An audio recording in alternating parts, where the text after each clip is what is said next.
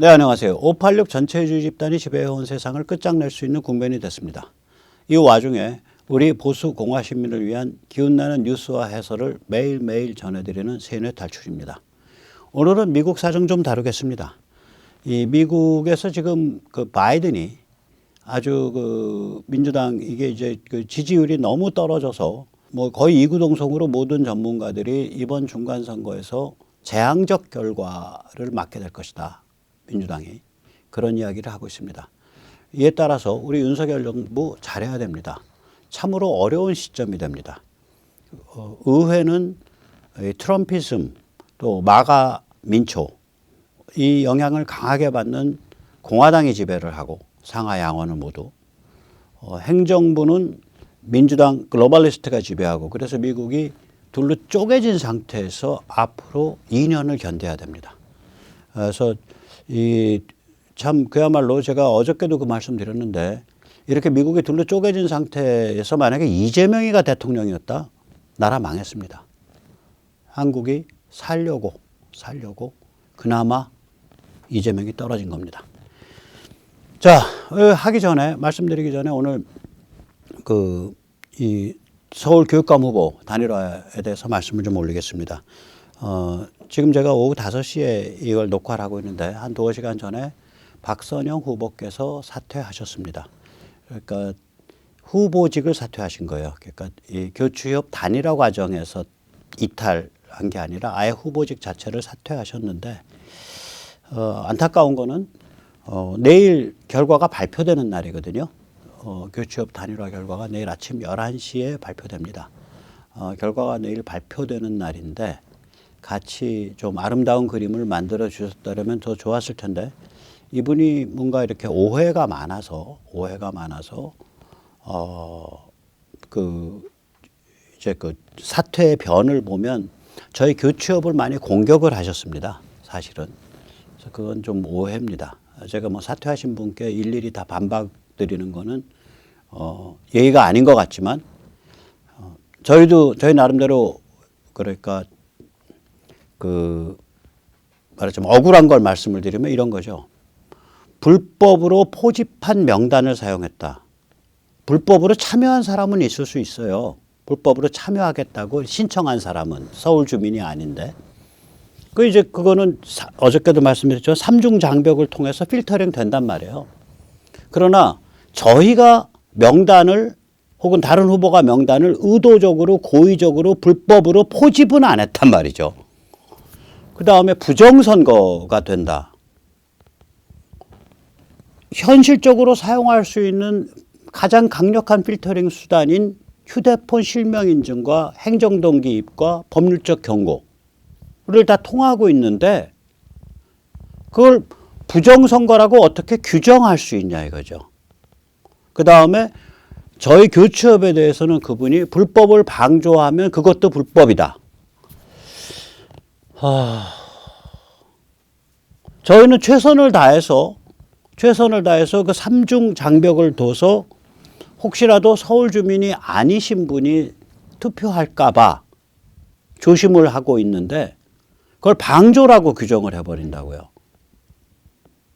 불법이라 그러고. 그러니까 불법 방조하면 불법 명단, 불법 포집, 부정선거 이런 용어들을 계속 사용하시면서 교취업을 이제 저희 그 단일화 과정에서 6대 4잖아요. 온라인 선출인단이 40%, 그다음에 여론조사가 60%인데 6대 4에 대해서 그렇게 말씀을 하시니까 굉장히 좀 섭섭했어요. 굉장히 많이 저희도 섭섭했는데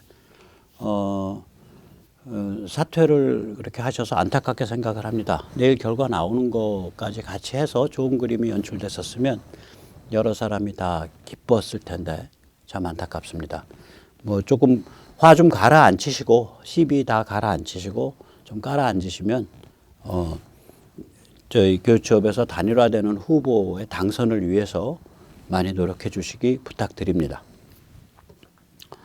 자, 먼저 세뇌 탈출 자유구독료 부탁 말씀 올립니다. 아시다시피 세뇌 탈출은 광고가 붙지 않은 상태에서 게시됩니다. 운이 좋으면 하루 만에 광고가 붙고 운이 나쁘면 한 일주일 열흘 지나서 광고가 붙습니다. 도와주시면 저희가 좀 더 좋은 콘텐츠를 만드는데 큰 힘이 되겠습니다. 감사합니다. 먼저 이제 바이든 이제 그 지금 상태, 민주당 상태를 보면 이 예를 들어서 이 NBC 월스트리트저널 여론조사, 그러면 이게 여론조사 중에 상당히 센 데입니다. 상당히 비교적 객관적이라 그럴까 그런 데인데 여기 총괄 전문가가 빌 맥킨터프라는 사람입니다. 미국 여론조사 업계에서 꽤 유명한 사람입니다. 이 빌 맥킨터프가 최근에 한 NBC 월스트리트저널 여론조사 결과를 두고 이런 말을 했습니다. 여론조사는 바이든과 민주당이 재앙적 선거 결과 catastrophic election에 부딪히는 경로에 들어섰다는 것을 보여준다. 구체적으로 무슨 내용인지 좀 더 살펴보도록 하겠습니다. 바이든의 지지는 지금 최저입니다. NBC 기준으로 40%입니다. 이게 이제 여론조사 회사마다 여론조사 주체마다 방법론이 좀 다르기 때문에 어느 한 주체의 추세를 보는 게 굉장히 중요해요. 이 NBC 기준으로 보면 1년 사이에 지지율은 13%포인트가 꾸준히 하락을 했고요. 반대는 16%포인트가 꾸준히 상승했습니다. 그림에서 노란색은 반대고 녹색은 지지입니다. 21년 4월 맨 위에 1년 전이죠. 반대 39, 지지 53. 가운데 흰색은 모르겠음. 한 4개월 후에 보니까 반대 48, 지지 49. 21년 8월에. 21년 10월에 보니까 반대 54, 지지 42. 22년 1월, 올해 1월, 한 3개월, 한 2개월 전에 보니까 반대 54, 지지 43. 그런데 이제 보니까 반대 55, 지지 40. 모르겠으면 불과 5%밖에 안 됩니다. 그러니까 여기 추세를 보면 1년 동안 계속 빠져나가고 있잖아요. 이 녹색이. 저렇게 추세가 저렇게 나타나면요. 어느 한 여론조사 주체의 경우에 저건 꼼짝 말합니다. 추세가 굉장히 중요하거든요. 자, 다른 걸 보죠. 이 여론조사는 여러 가지 다른 이슈에 대해서도 조사를 했습니다. 우선 첫째, 우크라이나 사태에 대한 대처. 바이든 아주 잘하고 있습니다. 12%밖에 되지 않습니다. 네, 바이든 그럭저럭 하고 있는 편입니다. 16%입니다. 바이든 별로예요. 27%입니다. 바이든 아주 못하고 있습니다. 무려 44%입니다. 석유 가격 전망. 아시다시피 미국은 다들 식구마다 자동차를 몰고 다녀서 유가에 대해서 굉장히 민감하죠. 80%가 우크라이나 사태가 석유가를 올릴 것이라는 굉장히 비관적 전망을 하고 있습니다. 지금도 석유 가격이 역대 최고인데 여기서 더 오를 거다라고 비관적 전망을 하고 있습니다. 지금 바이든 정부 아래서 인플레 무서운데요. 인플레에 대한 책임 여기에 대해서 바이든 및 정부 정책이 잘못됐다. 이게 38%. 기업이 물건값을 올리고 있는 거다. 이게 23%. 코로나 때문에 물건값이 오르고 있는 거다. 28%. 우크라 전쟁 때문에 물건값이 오르고 있다. 11%입니다. 그 다음에 소득이 상대적으로 감소하고 있다. 근데 이게 이제 글로벌리즘이 본격화된 1990년대 중반부터 저 현상이 심하거든요. 1996년에 소득이 상대적으로 감소하고 있다. 이게 51%였었어요. 그러다 96년에 50%. 그러다가 2022년 1월, 올해 갑자기 저게 61%가 됩니다. 그리고 2022년 3월 62%입니다. 그러니까 미국인의 62%가 소득이 상대적으로 감소하고 있다. 내가 점점 더 가난해져 가고 있다라고 느끼는 거예요. 그래서 이거는 뭐 11월 선거에서 이 바이든 민주당 지정이 박살날 수밖에 없다. 이 같은 추세는요, 라스무센에서도 잘 보입니다. 근데 라스무센 조사는 항상 뭐가 이렇게 그 핵심적으로 우리가 볼 수 있냐면 이 그 적극적 지지에서 적극적 반대를 뺀 라스무센 용어로는 어프루발 인덱스라 그래요. 그러니까 적극 지지, 적극 반대 차이. 그게 라스무센의 그 독특한 인덱스인데 여기 표에서 차이라는 게 그겁니다. 이 차이가 적극 지지에서 적극 반대. 보시면은 여기는 이제 최근 게 위에 있고 1년 전 게 아래에 있습니다. 그러니까 22년 3월 23일에서 3월 28일까지 보면 차이가, 그러니까 적극적 반대가 훨씬 많은 거예요. 적극적 지지보다. 차이가 마이너스 25, 마이너스 26, 마이너스 24, 마이너스 22입니다. 이게 왜 중요하냐면 미국에서는 아시다시피 미국의 투표 제도는 한국처럼 친절하지 않습니다. 자기가 가서 등록을 해야 된다든지 이런 그 시민의 적극성이 요구되는 그러한 투표 제도입니다. 따라서 누가 되든 상관없어. 근데 한국처럼 투표하세요. 다 배려를 해줘. 공휴일이야. 사전투표 있어. 이러면은 그냥 가서 심심한데 투표하지 하고 찍 할 수 있는데 미국은 마음 먹고 해야 돼요. 공휴일 아닙니다. 마음 먹고 해야 돼요. 투표를.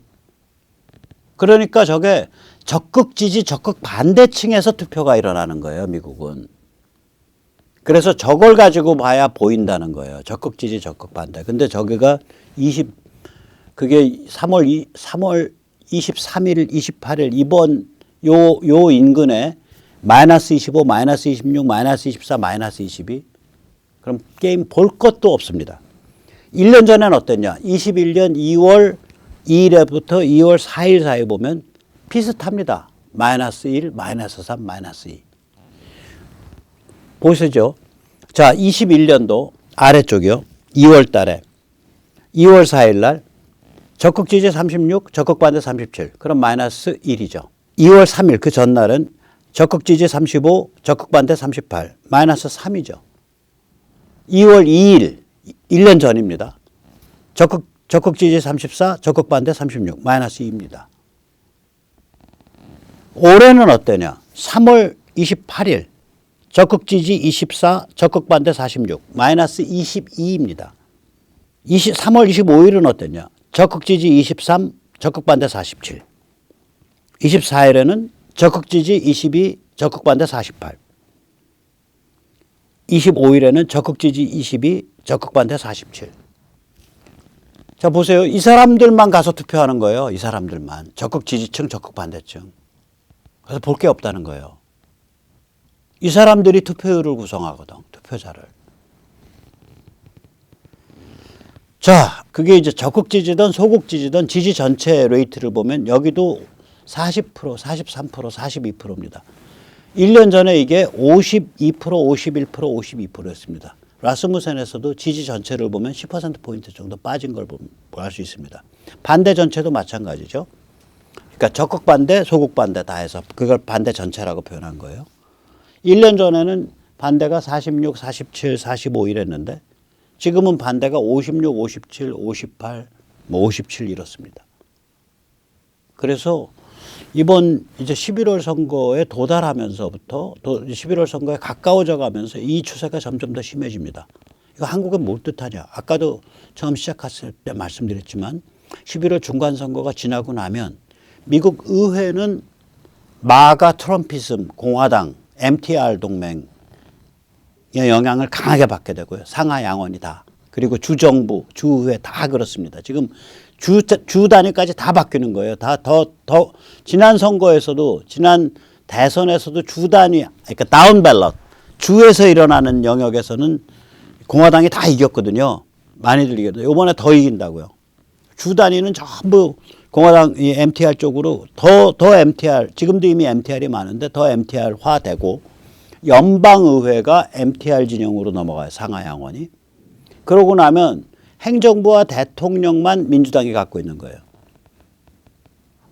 그러니까 윤석열 정부 입장에서는 미국에 둘로 분열된 미국을 감당해야 되는 거예요. 미국에 둘로 분열하고 있는 거예요.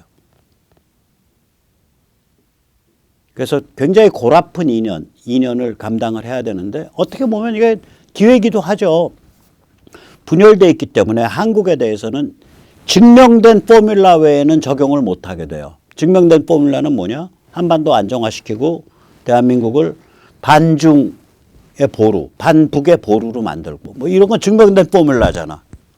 그거 외에는 다른 공작을 못하게 될 거라고요. 이상한 생각 가진 자들이. 그래서 뭐 어떻게 보면 위기고 어떻게 보면 위기 속의 안정 국면이에요.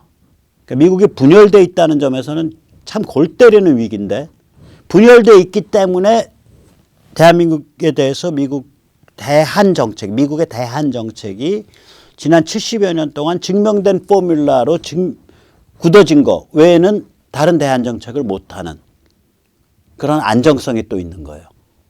그래서 이걸 윤 정부가 아주 슬기롭게 해가기를 바랍니다. 또 이러면 61점 되는 거예요. 일단 낙제점 면하는 거예요. 이것만 잘 다뤄내도 한미 관계만 잘 다뤄내도 한미 관계, 한일 관계 같이 중국에 관한 문제, 북한에 대한 문제 이것만 잘 다뤄내도 61점 이상 하는 거예요. 이거를 만약에 이게 이재명이었었으면 미국의 이런 분열상을 이용을 해서 아주 악랄한 짓, 민족과 국가를 망쳐먹을 짓을 했을 거예요. 자, 미국이 이렇게 사납게 분열돼 가니까 사회 곳곳에서 생각도 못한 일이 발생을 하죠.